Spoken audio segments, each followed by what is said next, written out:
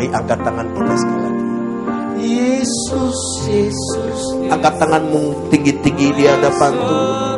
Panggil nama Tuhan kita. Yesus, Yesus, ku panggil namamu. Pengabdianku hanya padamu. Yesus, Yesus, Engkaulah Bapakku. Jemaat saja katakan, Yesus, Yesus. Angkat kedua tanganmu, angkat wajahmu. Panggil nama kekasih jiwa kita. Tidakkah kau rasakan kasihnya, damainya, kebaikannya mengalir dalam hidup kita? Baik Tuhan.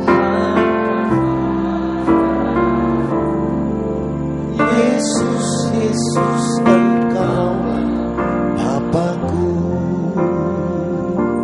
Pengabdianku hanya padamu.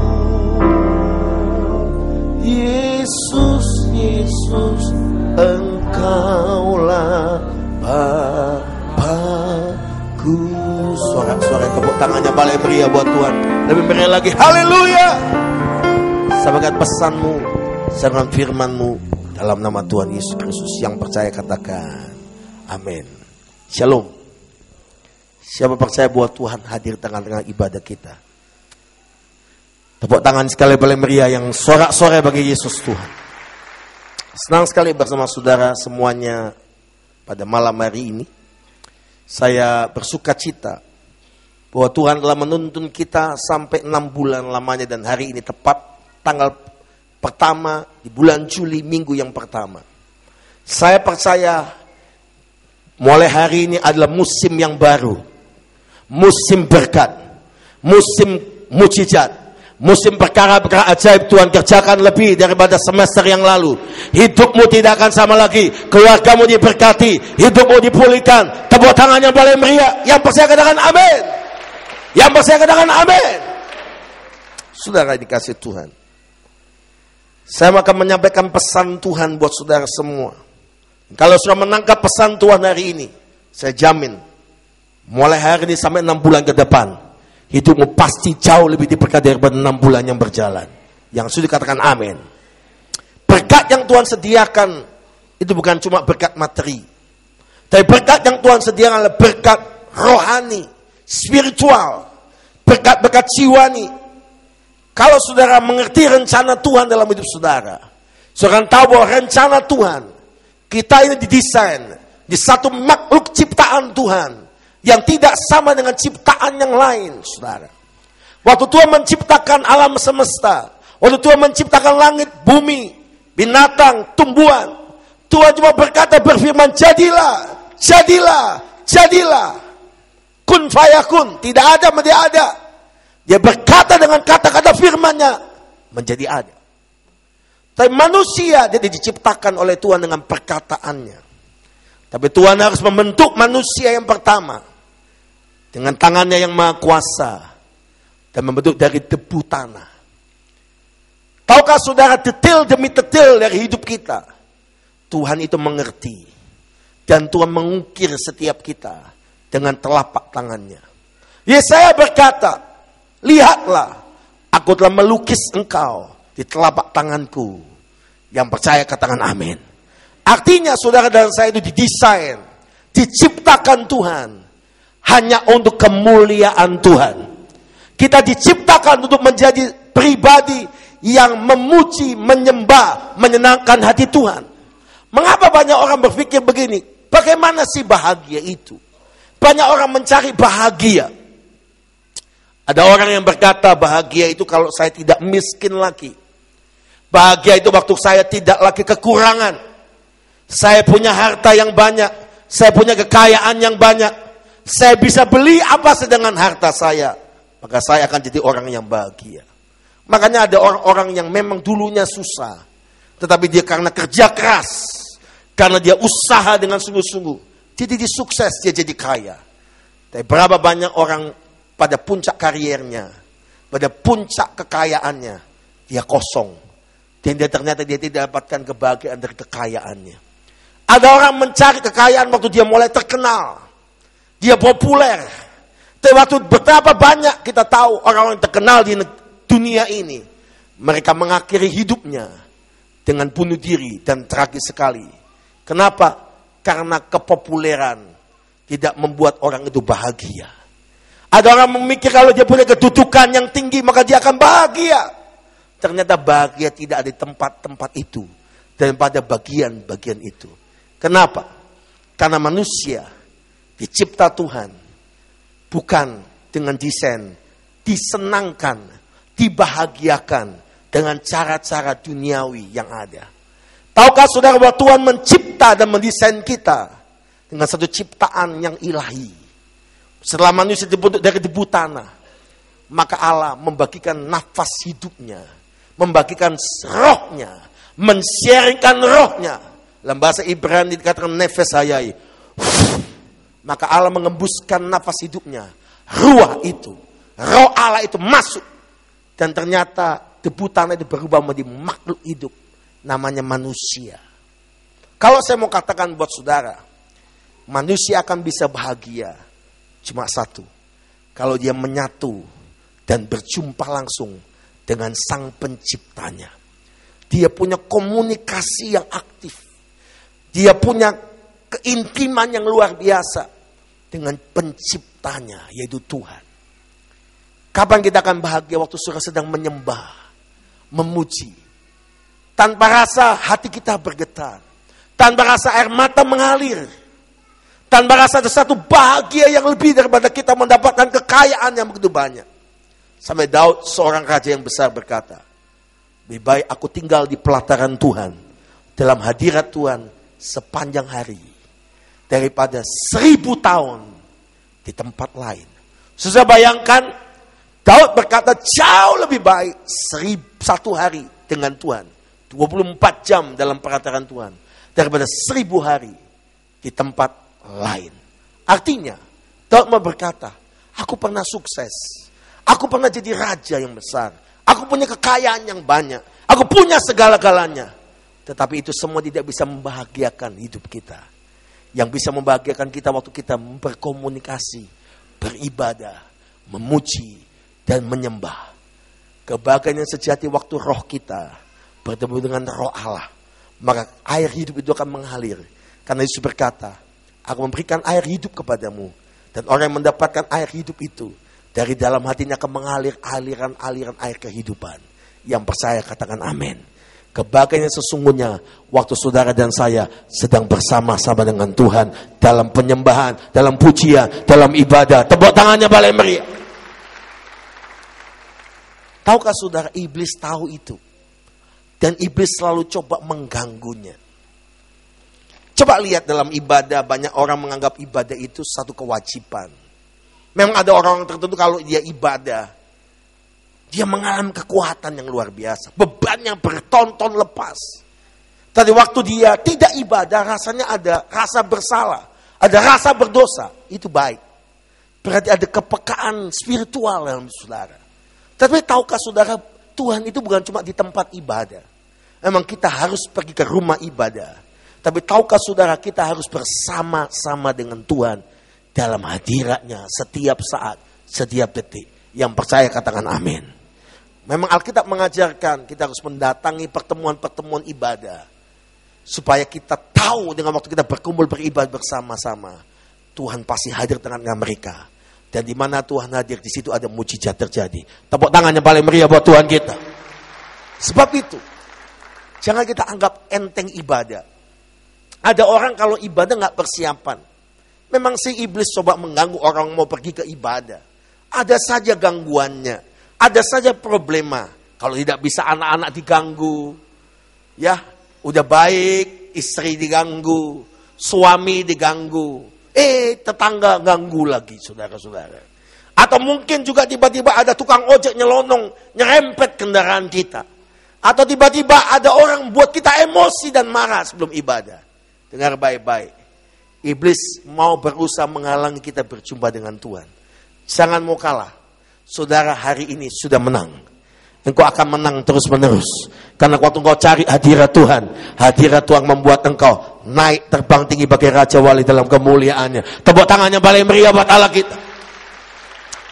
Nah, setelah saudara ibadah, ternyata ibadah itu dimulai gereja kita mendapatkan perintah Tuhan untuk mulai ada doa pentabisan. Banyak orang menyiapkan, saya senang. Sekarang setiap kali kita sebelum ibadah, jemaat-jemaat sudah setengah jam udah hadir. Ya tapi ada jemaat yang agak double juga sih, saudara-saudara. Pujian sudah jalan, dia masih untung puji Tuhan, masih puji-pujian. Nah, setelah pujian hampir firman, untung masih belum firman. Setelah firman masih ada yang datang terlambat, untung belum doa berkat, katanya saudara. Orang seperti ini itu menganggap remeh ibadah. Ada lagi orang yang sedang ibadah, dengar firman Tuhan, pendetanya kalau lucu dia ketawa. Terus ditanya, apa khotbahnya? Enggak tahu, lucu saja.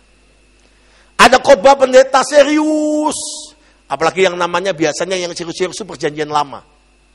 Namanya dari perjanjian lama itu serius-serius. Tapi saya ini perjanjian lama dan baru. Karena ada Samuelnya perjanjian lama, Kusumanya perjanjian baru, saudara-saudara. Tapi maksudnya tidak ada di kitab perjanjian baru, saudara-saudara. Jangan salah ngerti, saudara. Nah, biasanya kalau pendeta serius ditanya, langsung dia bingung dan ngomong begini. Khotbah pendeta apa? Nggak tahu, marah-marah. Gitu, saudara-saudara. Bahkan saya heran, saudara-saudara. Saya keliling kemana saja, di gereja, selalu ada orang yang kalau dengar khotbah pendeta, itu selalu matanya nanar. Lihatnya ke depan, pikirannya ke mall. Matanya ke depan ke Iwok. Matanya ke depan, pikirannya pecel penyet, saudara-saudara. Pikirannya rawon, saudara-saudara. Ada orang datang ibadah, saudara-saudara. Tetapi dia tidak konsentrasi dengan sungguh. Teman saya seorang batuan cerita kepada saya. Waktu dia bergumul, kenapa sih di gereja selalu dengar khotbah, selalu ada yang tidur. Ada yang ngantuk, saudara. Ya, kenapa?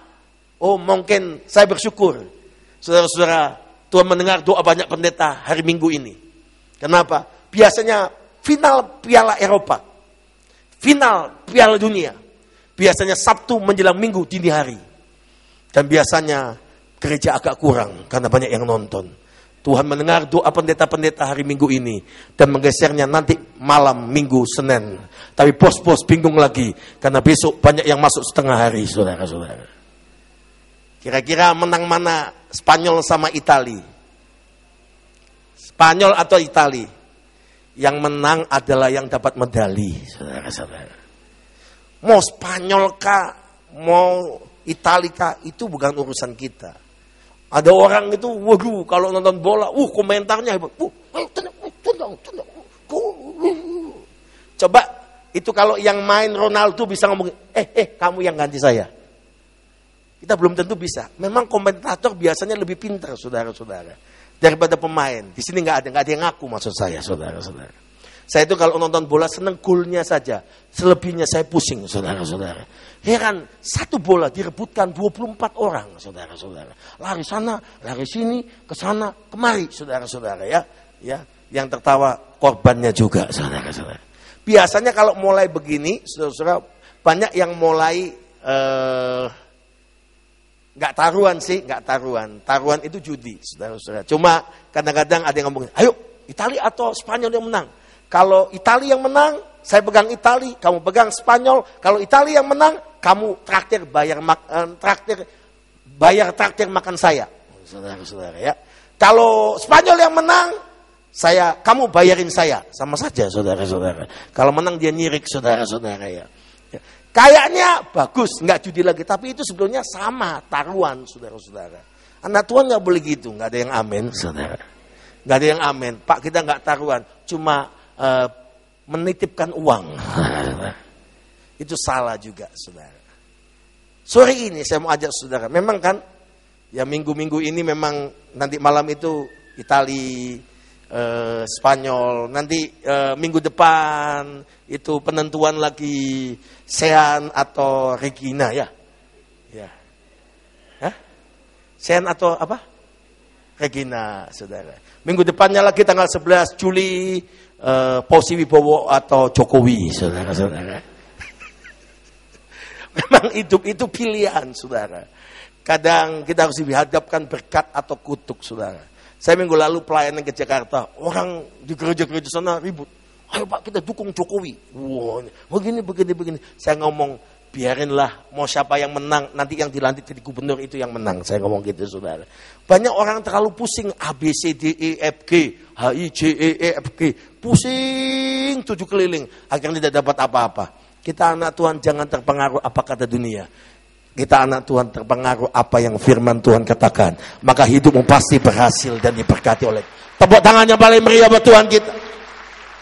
Nah, yang saya mau sampaikan begini, saudara. Saya keliling kemana-mana ke gereja. Selalu ada orang yang tidak menghargai ibadah. Ada yang tidur. Dengar khotbah, ada teman saya ada penglihatan. Ternyata iblis datang ke ibadah itu bawa bulu ayam. Terus mulai kilik-kilik orang. You understand for kilik-kilik? Udah tidurlah kemarin malam kau tonton siaran ulang. Nonton Indonesian Idol itu sampai jam 3 pagi. Tidurlah anakku sayang. Tidur.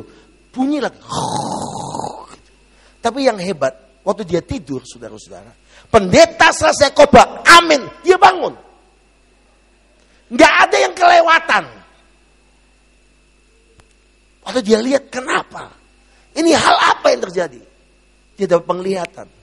Iblis setan datang. Dan mulai mencuri firman itu.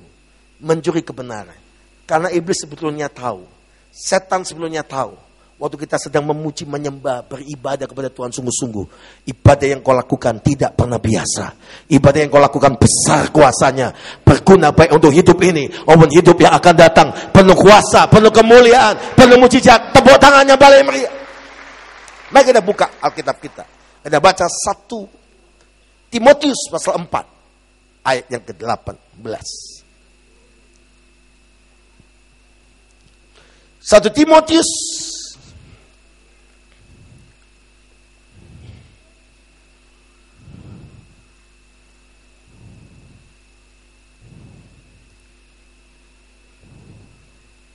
pasal 4 ayat 8 maksud saya. 1 Timotius 4 ayat yang ke-8. Kita baca sama-sama. 1, 2, 3. Latihan badani terbatas gunanya. Tetapi ibadah itu berguna dalam apa? Segala hal. Karena apa? Mengandung janji. Baik untuk hidup ini maupun untuk hidup yang akan datang. Yang percaya katakan amin. Coba perhatikan baik-baik, tolong ditahan multimedia. Latihan badani terbatas gunanya. Saya yakin deh, di sini saudara-saudara sebagian besar ada yang punya latihan badani. Senang olahraga fitness, tidak salah. Wah, membesarkan. Wah, saudara. Tadi saya lihat di televisi ada oma suspek. Suspek ya, atau bukan suspek, six pack, saudara ya. Saya ngomong memang mau ngecek padahal salah ngomong betulan, saudara ya. Saudara, itu yang 6 itu ya. Kalau saya ini bukan six pack, tapi saya ini 6 man, saudara-saudara. Dari begini nggak turun-turun, saudara ya. Ya, tahukah saudara? Latihan badan ini terbatas. Ada omong-omong umurnya 80 tahun. Waduh, ikut angkat besi. Saya pikir itu tulangnya nggak rontok ke atau apa, saudara. Coba lihat, saudara, orang berusaha latihan badan ini. Ada macam-macam. Waduh, ibu-ibu itu kalau coba lihat. Kalau udah lanjut usia, udah mulai kepala 2, kepala 3, kepala 4, waduh bingung. Kalau udah mulai melar, mengembang ke kiri, ke kanan, ke muka, ke belakang, saudara. Waduh bingung, saudara-saudara. Mulai ambil kain, diikat-ikat. Mulai saudara-saudara. Saya ingat itu saudara-saudara, saya disuruh terapi saudara-saudara. Supaya menghilangi lemak di perut, saya disuruh masuk kurungan saudara-saudara. Seperti kayak parasit begitu, terus kelihatan kepala. Saya pikir ini kayak si Kumu, saudara-saudara. Ya, tapi saya pikir buat apa sih? Gitu ya. Tapi saya yakin saudara-saudara, gampang cara diet. Puasa saja. Tapi memang model saya ini memang aneh, saudara-saudara. Makan sedikit, gemuk. Makan banyak, gemuk, saudara-saudara. Karena di dalam perut saya cacing, saudara-saudara. Ada orang makannya banyak, kurus gitu. Makan banyak, kurus gitu. Kenapa? Di perutnya naga, saudara-saudara. Apa ibu saudara sekalian dikasih Tuhan? Latihan badani terbatas gunanya. Tetapi ibadah itu berguna. Dalam segala hal. Baik untuk hidup ini maupun untuk hidup yang akan datang. Artinya Tuhan mau berkata, kalau engkau ibadah sungguh-sungguh, Tuhan pasti memberikan berkat, mujizat, kemenangan. Baik untuk hidup ini maupun sampai hidup kekal selama-lamanya. Tepuk tangannya Balai Meriah. Lebih meriah lagi. Tambah meriah lagi. Haleluya. Nah, dalam ibadah ada bagian yang paling penting sebetulnya. Bukan cuma khotbah. Bukan cuma pujian penyembahan. Bukan doa pentabisan. Bukan persembahan saja. Tetapi doa berkat. Saya keliling di mana-mana gereja. Seringkali orang pas pendeta mulai angkatan mau doa berkat. Udah terburu-buru mau pulang. Itu seperti satu proses pada waktu mau transaksi terakhir. Dia gak ada. Tahukah saudara bahwa doa berkat itu bagian yang penting dalam ibadah? Yang percaya katakan amin. Saya buktikan ayatnya. Ternyata doa berkat yang dilepaskan doa dari pendeta, dari hamba Tuhan, itu sesuai perintah Tuhan. Coba kita baca sama-sama Bilangan pasal yang ke-6. Ayat 22 sampai ayat 27. Bilangan pasal yang ke-6 ayat 22 sampai 27. Tuhan memerintahkan kepada Musa dan hambanya Harun, imam besar, dan anak-anaknya para imam, untuk mereka lakukan seperti mulai ayat 22, Bilangan 6 ayat 22 mulai sampai 27. Kita baca sama-sama. 1 Bilangan pasal 6 22 sampai yang 27. 1, 2, 3. Tuhan berfirman kepada Musa, berbicara pada Harun dan anaknya, beginilah harus kamu apa? Memberkati orang-orang Israel. Katakanlah kepada mereka, Tuhan memberkati engkau dan melindungi engkau. Tuhan menyinari engkau dengan wajahnya dan memberi engkau kasih karunia. Tuhan menghadapkan wajahnya kepadamu dan memberi engkau damai sejahtera. Demikian harus mereka meletakkan namaku di atas orang Israel. Maka aku akan memberkati mereka. Yang mengerti katakan amin. Yang setuju katakan amin. Yang percaya tepuk tangannya Balai Meriah buat Allah kita. Ternyata doa berkat itu perintah Tuhan. Dan waktu hamba Tuhan baik di FA, baik di ibadah raya, baik di KKR, jangan cepat pulang saudara. Biarlah ibadah itu sampai tuntas. Dan waktu sampai hamba Tuhan mengangkat tangan mencurahkan doa berkat anak saudara. Karena itu perintah Tuhan. Karena doa berkat itu ada kuasa di dalamnya. Sama-sama katakan dengan saya, ada kuasa dalam doa berkat. 1, 2, 3. Ada kuasa di dalam doa berkat. Kenapa ada orang tidak maksimal berkatnya? Kenapa ada orang tidak maksimal mujizat dalam hidupnya? Karena waktu dia ibadah, dia lupa pada puncak ibadah itu Tuhan memberkati mereka. Saya mengajak jemaat mulai hari ini sadar. Jangan tergesa-gesa pulang sebelum doa berkat. Yang percaya katakan amin.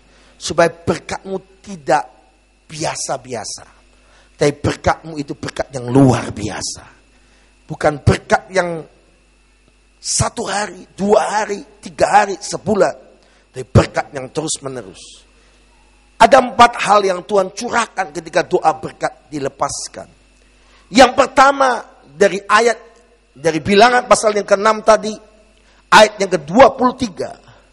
Tuhan memberkati engkau. Kuasa yang pertama adalah kuasa berkat. Semua katakan dengan saya sama-sama. Kuasa yang pertama, kuasa berkat. 1, 2, 3. Kuasa yang pertama, kuasa berkat. Siapa yang membutuhkan berkat Tuhan dalam hidupnya? Angkat tangan. Amin. Saya percaya kita hidup karena berkat Tuhan. Saya pernah pikir, saya pernah baca sebuah proses ekosistem, saudara. Ternyata kalau rantai ekosistem ini memakan ini, itu putus. Maka ekosistem itu akan rusak. Pernahkah saudara pikir, kenapa ikan di laut beratus-ratus tahun, mungkin beribu-ribu tahun, dijala, dipancing, dimakan, itu tidak pernah habis. Ya kan? Pakai pukat harimau, pukat singa, saudara-saudara. Nggak pernah habis, saudara. Kenapa bisa terjadi? Ternyata itu menurut ilmu pengetahuan karena ekosistemnya berjalan. Kalau sudah tahu pernah lihat ikan salmon itu dari laut, begitu dia sudah penuh telurnya, dan dia mau menetaskan telurnya, dia harus pindah dari air asin, masuk ke sungai air tawar. Itu rata-rata di daerah Kanada, di Amerika, daerah sekitar itu, mereka akan jalan menembusi sungai air tawar. Dan mereka naik ke atas. Sampai pada tempat yang maksimal, mereka akan berhenti di sana. Dia akan bertelur di sana. Setelah mereka bertelur, mereka mati. Dan telur itu akan berubah menjadi salmon-salmon yang kecil-kecil sampai menjadi lebih besar lagi. Nah, saya melihat ternyata salmon ini yang dari laut, dia menuju ke sungai sampai tempat dia bertelur, itu melewati rintangan yang banyak. Salah satunya dia harus lewati gerombolan-gerombolan beruang-beruang yang besar. Beruang-beruang kutub, beruang-beruang Siberia, beruang-beruang dingin. Ternyata mereka harus lewati sungai dan lompat. Waktu mereka lompat, beruang-beruang itu menghadang dan makan. Tapi karena jumlahnya itu mungkin puluhan ribu, jutaan, maka masih banyak yang lolos. Apa yang terjadi, saudara-saudara? Satu kali ada sebuah sungai yang sebetulnya biasa salmon itu lewat. Satu kali dibendung. Karena air laut itu tidak lagi bisa, air laut itu lebih tinggi daripada air sungai itu. Jadi akhirnya sungai itu menjadi air asin begitu. Mereka membendung supaya tidak terjadi air laut masuk. Ternyata salmonnya nggak masuk. Apa yang terjadi? Jumlah beruang itu menjadi berkurang. Dan terjadi banyak beruang mati di sana. Tahukah saudara, ternyata itu proses yang harus dijalani dalam hidup ini. Proses ekosistem harus kita jalani. Banyak orang menganggap bahwa persoalan masalah dalam hidupnya, tantangan sesuatu yang menakutkan.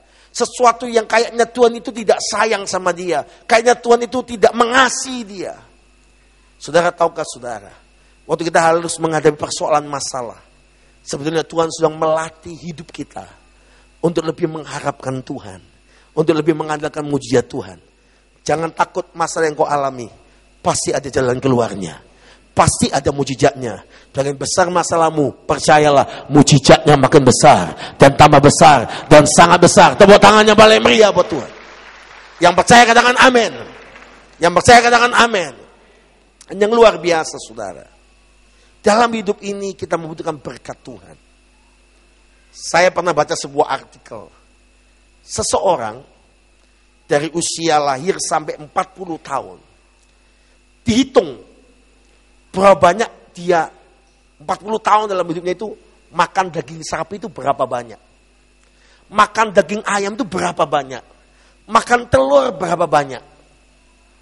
Ada yang menghitungnya, saudara. Ada orang coba riset itu. Berapa banyak dia makan ikan dan lain sebagainya.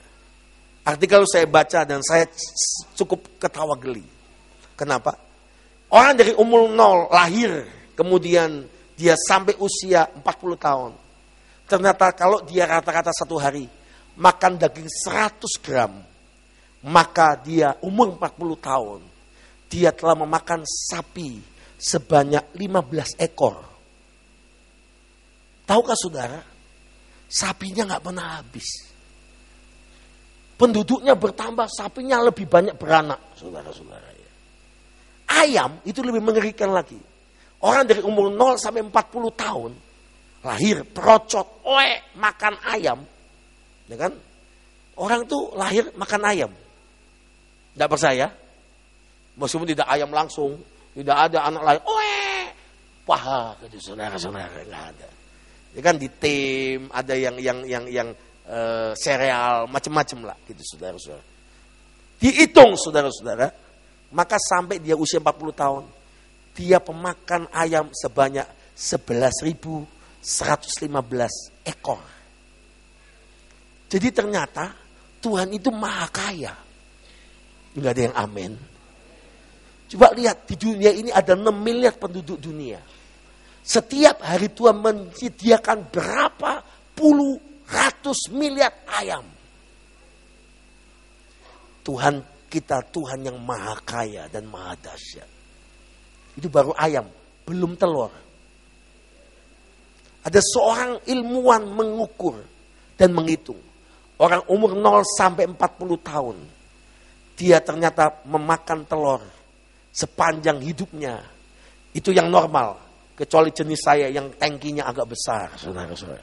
Kalau makan satu telur sampai di sini, saudara-saudara. 2 sampai di sini, 3 mulai masuk, 5, alhamdulillah, saudara-saudara. Nah, apa yang terjadi, saudara-saudara? Ternyata waktu seorang sampai usia 40 tahun, dia makan telur, maka dia memakan berapa butir telur? Hampir 500.000 butir selama umur 40 tahun. Bayangkan saudara, tiba-tiba Tuhan ngomong begini, telur-telur seluruh dunia ayam berhenti bertelur. Saya yakin harga telur akan naik mahal. Bu, satu telur sekarang berapa harganya, Bu? Ibu kok tanya sebelahnya? Berapa satu butir telur, Bu? Hah? 1.300. Dulu zaman saya 75, Bu. Waktu saya kecil, Bu. Sekarang 1.300. So bayangkan kalau telur satu kali langka. Saya yakin kalau ayam mau bertelur ditunggui orang saudara. Pernah pikir saudara? Tok, tok, tok, tok, tok, tok. Gitu saudara. Budung, rebutan saudara-saudara. Bisa-bisa satu butir telur bukan 1.300. Bisa 1.300.000 saudara-saudara. Kalau telur itu langka. Tapi Tuhan tetap Tuhan yang maha kaya.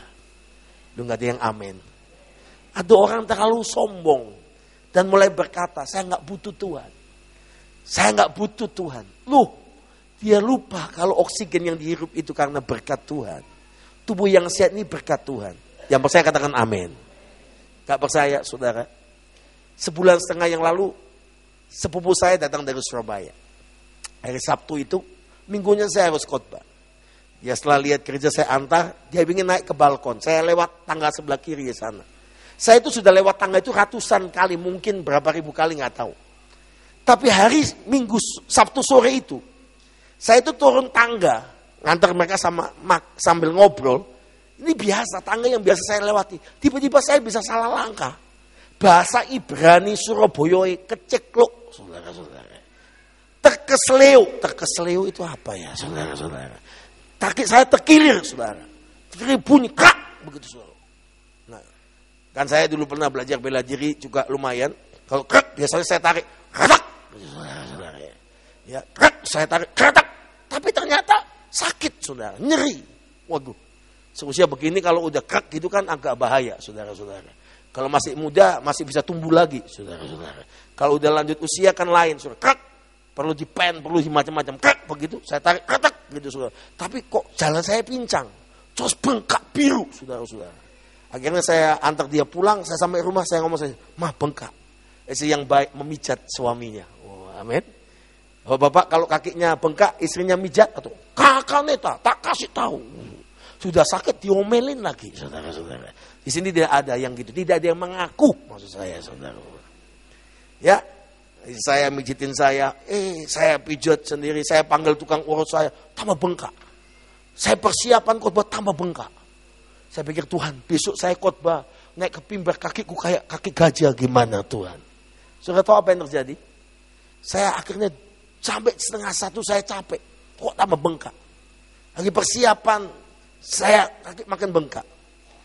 Saya akhirnya ngomong gini, Tuhan, tolong hambamu, besok mau khotbah, jangan saya bengkak.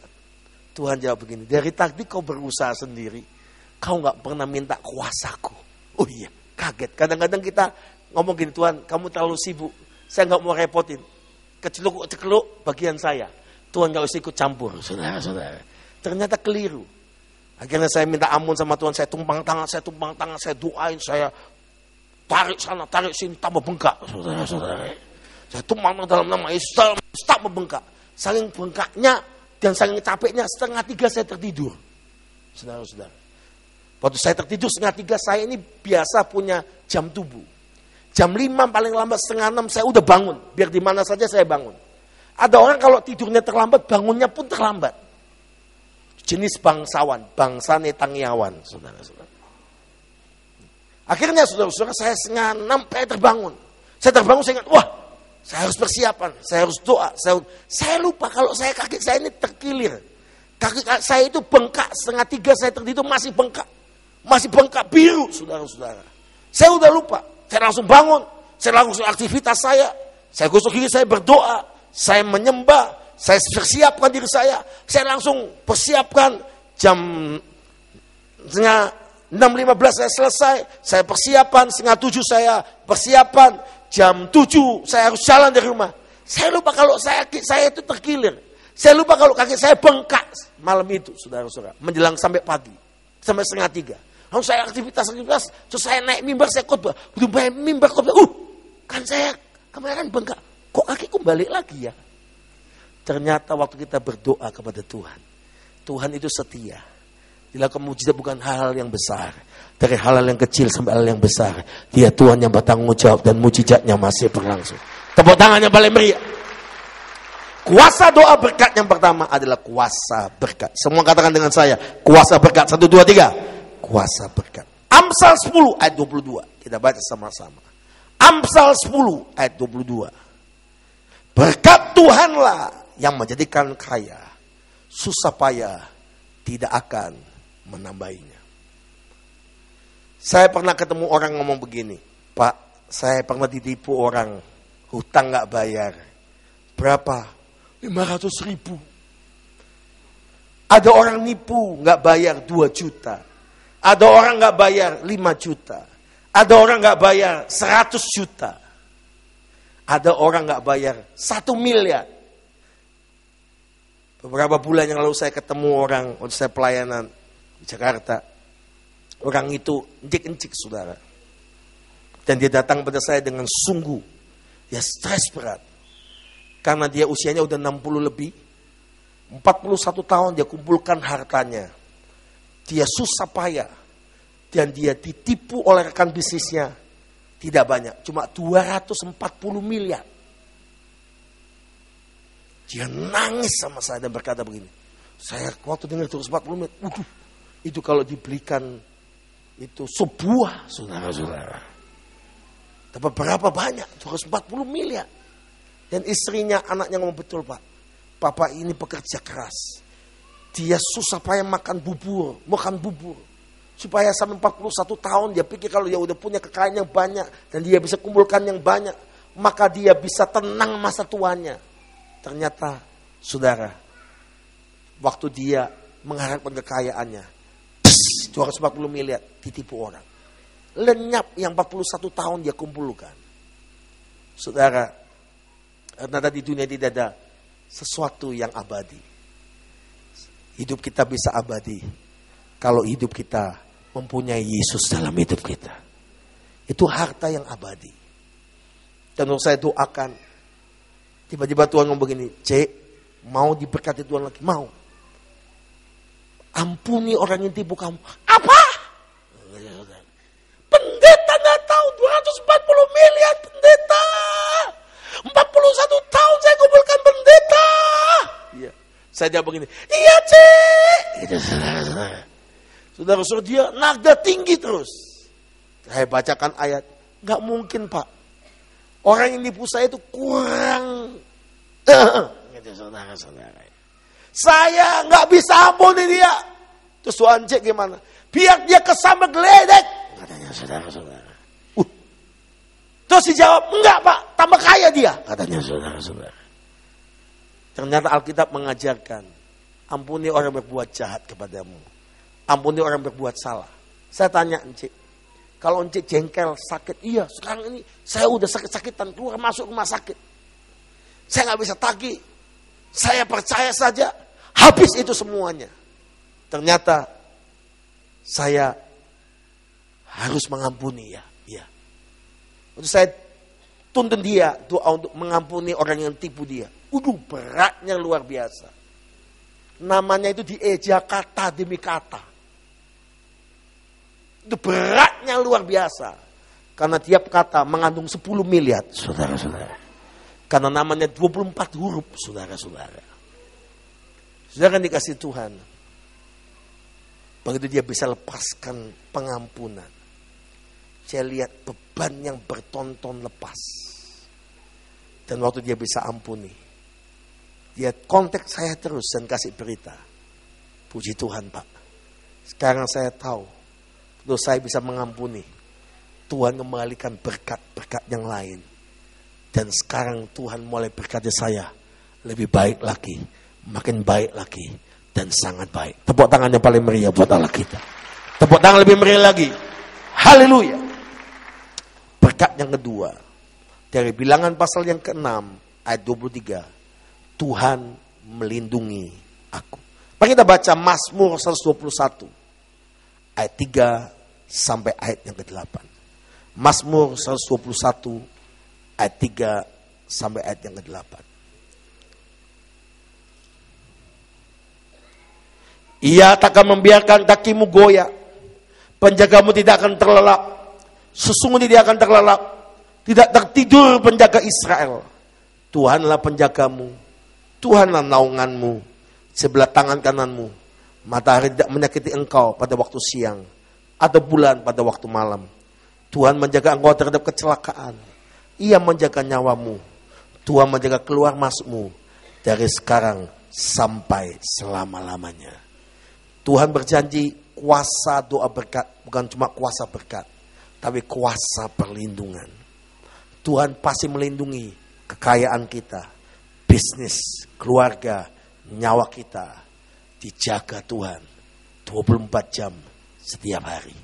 Yang percaya bahwa Tuhan pasti menjagai kita dan melindungi kita melahirkan sampai selama-lamanya. Lambaikan tangan saudara dan beri tepuk tangan yang paling meriah. Tepuk tangan lebih meriah lagi, makin meriah lagi. Haleluya. Satu kali teman saya, pendeta di Bekasi, Jakarta, dia cerita pada saya. It's a true story. Saya catat di sini. Dia cerita begini, satu kali dia diundang pelayanan ke Bandung. Dia naik dari stasiun Gambir Jakarta menuju Bandung, naik kereta api Pariangan. Akhirnya dia balik dari sana, dari Bandung pagi-pagi sekali, dan penuh sesak kereta api itu. Waktu dia turun di Gambir, kan berdesakan, ternyata pendeta ini sudah doa minta perlindungan Tuhan. Ternyata tanpa sengaja ada pencopet mendekati dia. Dia nggak tahu. Ternyata pencopet itu cepat sekali ambil dompetnya dan dicopet dia. Tapi karena ini dia pencopet di belakang itu nenek-nenek. Waktu dompetnya diambil, ditarik, nenek itu teriak, copet! Begitu. Tapi copet itu dia lompat dari kereta, dia lompat juga, dia kejar. Waktu pencopet itu bawa dompet lari, dia langsung teriak, dalam nama Yesus pencopet berhenti! Gitu saudara-saudara. Itu copet langsung berhenti, cit! Gitu saudara-saudara. Dia kaget saudara-saudara. Dalam nama Yesus pencopet balik saudara-saudara. Serahkan dompet saya, diserahkan dompetnya saudara-saudara. Orang pikir, wih pendeta ini sakti. Ternyata pendeta itu kasihan. Karena bapak itu menangis pencopet itu. Karena dia tidak bisa beli susu anaknya. Anaknya kelaparan, tidak bisa beli susu. Dia buka dompetnya, dia bagi separuh. Setelah itu, dikasih uang separuh. Bapak itu menyalami pencopet itu. Terima kasih Pak Pendeta, Tuhan Yesus memberkati. Ternyata orang Kristen juga, saudara-saudara. Akhirnya diajak makan ke warung. Dia cerita. Dipikir pendeta itu dia ngomong, dalam nama Yesus copet berhenti. Dipikir kuasa Tuhan bekerja. Ternyata waktu dia teriak, dalam nama Yesus copet berhenti. Copetnya Kristen, dia stop. Waduh, salah nih, dompet pendeta gue ambil ini. Dia takut berdosa dia, saudara-saudara. Diperintahkan kembali, dia balikin. Akhirnya saudara-saudara pencopet itu dibimbing oleh teman saya. Dan sekarang dia bertobat sungguh-sungguh, dia dibaptis. Dan akhirnya jadi salah satu pekerja untuk pekerjaan Tuhan. Tepuk tangan yang paling meriah buat Tuhan.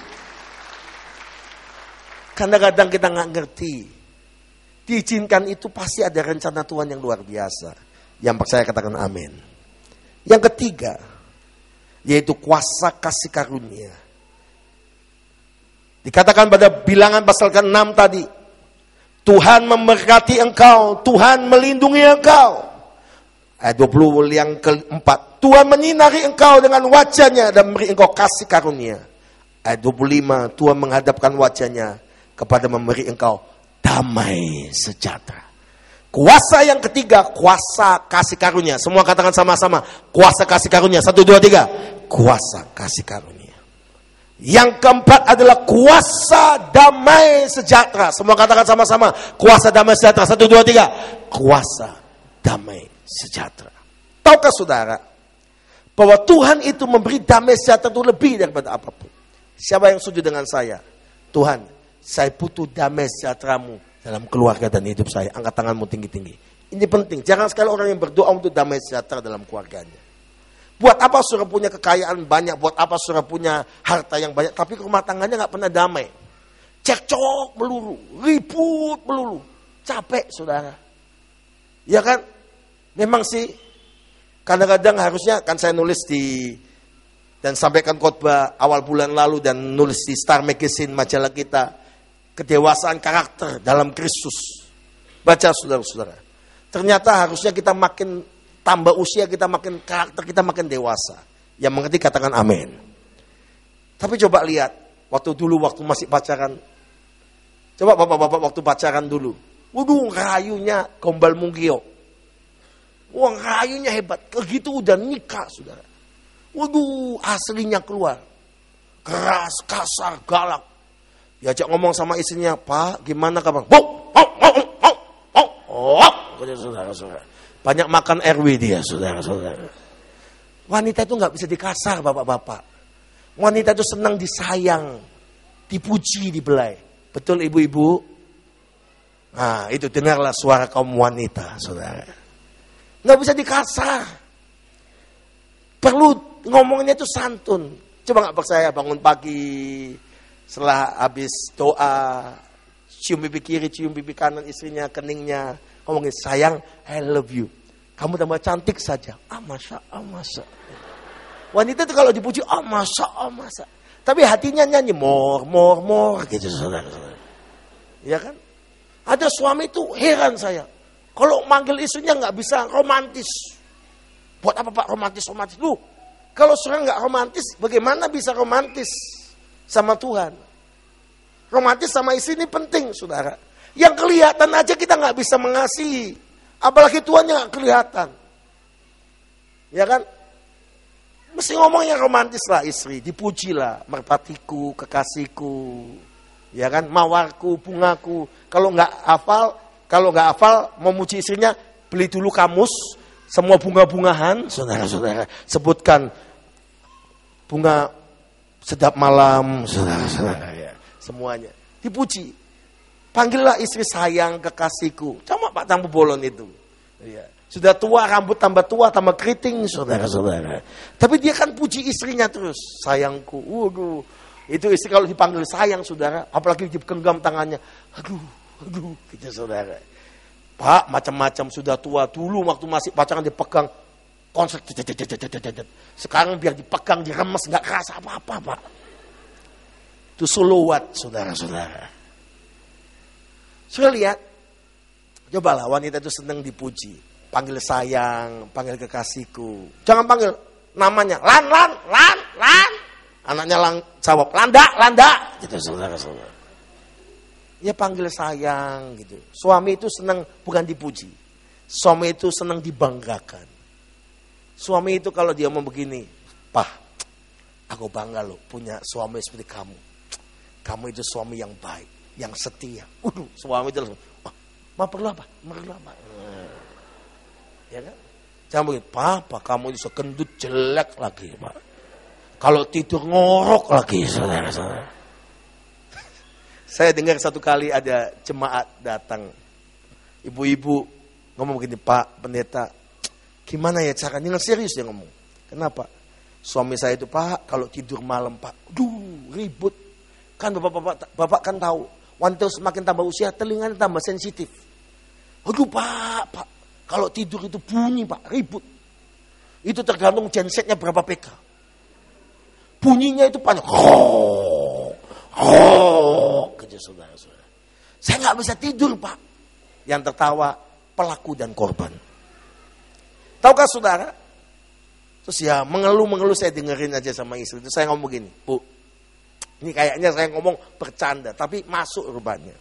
Kan ibu berjanji sama Tuhan waktu diberkati, di pemberkatan nikah, siap menerima dia lebih kurangnya. Udahlah, anggaplah waktu dia tidur ngorok, itu waktu dia mendengkur, ngorok itu anggaplah musik klasik pengantar tidur. Rupanya masuk, oh gitu ya. Udahlah, iya Pak, waktu dia ngorok, dia mendengkur Pak, saya nggak tahan, saya miringkan Pak. Berhenti sebentar, tambah kencang. Jos. Ya, ternyata Pak, saya nggak tahan, saya ambil bantal Pak, saya tutup Pak. Tembus pula katanya saudara. Jangan saudara, itu bahaya saudara-saudara. Saya ikutkan terapi anti ngorok, nggak bisa Pak. Udahlah, anggaplah itu musik instrumentalia. Ibu itu nggak ketemu saya 3 bulan, ya ibadah lain nggak sempat ngomong maksudnya. Saya lihat dia akhirnya 3 bulan kemudian datang nemuin saya, pendeta, waktu salaman.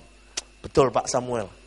Setelah saya dengar itu, lama-lama saya senang waktu dia ngorok.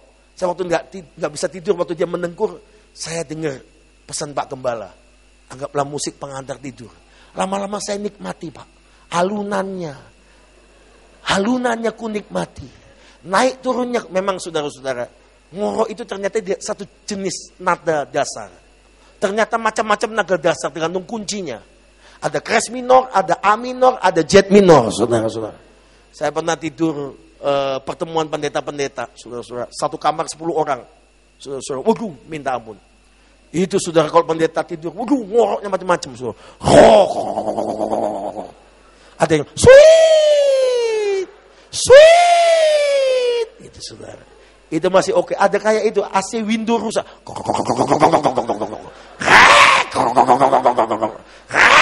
Gitu saudara-saudara. Ampuni Tuhan. Tapi yang saya paling nggak tahan kalau orang ngorok itu saudara, giginya digigit, terus digeser, itu perut bisa begini saudara-saudara. Jadi akhirnya waktu hari pertama pertemuan pendeta itu, mereka lagi tidur ngorok ngiko, saudara. Pendeta kalau tidur ngiko, ngikonya khotbah, saudara-saudara. Saudara-saudara, bertobatlah, kerajaan Allah sudah dekat. Yang lain, perpuluhan itu adalah Barnabas itu, saudara. Saya bingung, saudara. Pendeta tidurnya pun ngiko khotbah, saudara-saudara. Akhirnya besoknya saya ngomong begini, kawan-kawan, mohon izin, karena kalian kalau tidur itu luar biasa. Tidur pun ribut, apalagi tidak tidur, saya ngomong begitu. Jadi mohon izin, kita buat kesepakatan mulai hari ini, saya tidur duluan, saya tidur nyenyak. Baru kemudian Anda tidur. Ternyata saya tidur nyenyak, mereka tidak bisa tidur malam itu, saudara. Dalam hidup ini perlu damai dan sejahtera. Yang percaya katakan amin. Saya berdoa, berkat, kuasa berkat turun, kuasa perlindungan turun, kuasa kasih karunia turun, kuasa damai sejahtera melimpah dalam hidup saudara. Amin. Kita mulai berdiri sama-sama. Kita datang kepada Tuhan. Oh, saya undang para pelayan-pelayan Tuhan yang melayani perjamuan kudus untuk maju ke depan. Setelah itu Bapak Pendeta Muda Martin Aipas akan bimbing kita dalam perjamuan kudus. Sebelum saya akan meninggalkan saudara untuk pimpin ibadah yang terakhir, saya rindu kita semua komitmen dengan Tuhan hari ini. Bahwa di hadapan kita ada perjamuan kudus tubuh dan darahnya. Dia curahkan yang terbaik untuk kita. Nyawanya dia berikan untuk kita.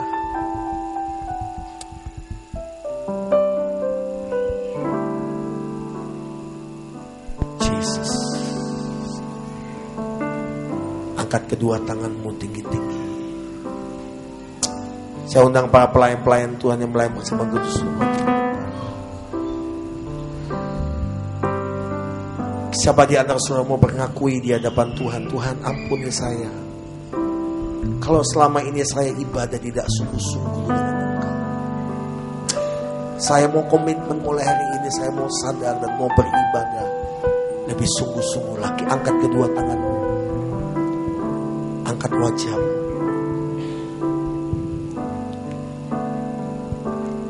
Tuhan Engkau lihat tangan-tangan yang diangkat. Engkau jamah Tuhan, baik yang di depan, di tengah, di belakang, di balkon, semuanya tanpa terkecuali. Ampuni kami kalau mungkin ada salah dosa kami, kalau kami kurang sungguh-sungguh menghormati Engkau dalam ibadah. Hari ini kami mau berjanji, kami mau lebih cari Engkau lebih sungguh-sungguh. Mendengarkan firman-Mu, sewaktu doa berkat dilepaskan, maka 4 berkat itu terjadi dalam hidup kami. Kuasa doa berkat terjadi, maka Tuhan memberikan kuasa berkat atas kami, kuasa perlindungan atas kami, kuasa kasih karunia atas kami, kuasa damai sejahtera atas kami. Mama berdoa buat keluarga-keluarga yang kehilangan damai sejahtera. Mungkin suami istri kehilangan damai sejahtera minggu-minggu dan bulan-bulan terakhir ini. Ada konflik-konflik yang belum selesai. Aku berdoa dalam nama Tuhan Yesus, semua badai itu teduh dalam nama Yesus. Biar damai sejahtera turun dalam hidup keluarga demi keluarga, dan pulihkan tiap rumah tangga Tuhan. Kami angkat kedua tangan kami, kami sembah Engkau Yesus, Yesus.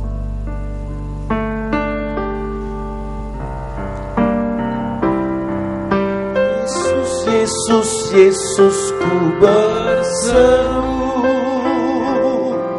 Yesus, Yesus, ku panggil namamu.